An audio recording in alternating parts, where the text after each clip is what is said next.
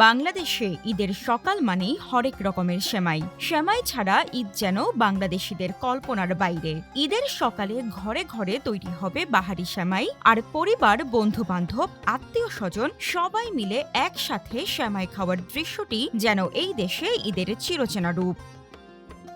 কিন্তু ঈদের জনপ্রিয় এই খাবার সেমাই খাওয়ার প্রচলন কোথা থেকে আসলো, বা এর ইতিহাসটা আসলে কি? ইতিহাসবিদদের মতে ঈদে সেমাই খাওয়ার প্রচলনটা খুব বেশি আগের নয়। 19 শতকের দিকে ঈদের প্রধান মিষ্টান্ন হিসাবে সেমাই খাওয়ার প্রচলন শুরু হয়, এবং যা আনুমানিক 30 থেকে 40-এর দশক থেকে উপমহাদেশে জনপ্রিয়তা পায়।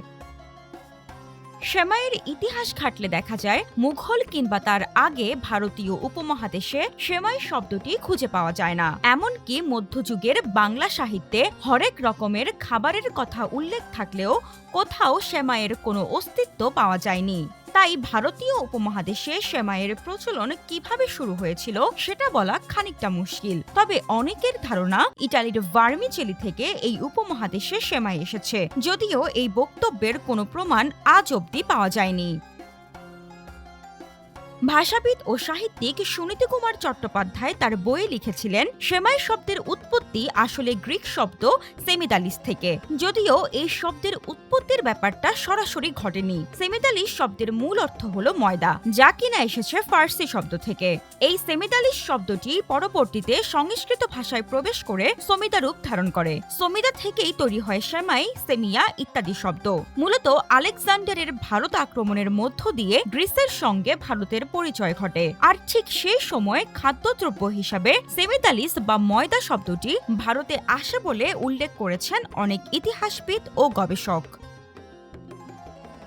তবে সুনীতি কুমার চট্টোপাধ্যায় সেমাই শব্দের ব্যুৎপত্তি নির্দেশ করে দেখিয়ে দিয়েছেন যে, সেমাই শব্দের গায়ে গ্রিসের গন্ধ থাকলেও সেমাই দ্রব্যটা আসলে ভারতীয় উপমহাদেশীয়। হিন্দি, উর্দু ও পাঞ্জাবিতে সেমাইকে সেমিয়া অথবা সেভিয়া নামে ডাকা হয়ে থাকে।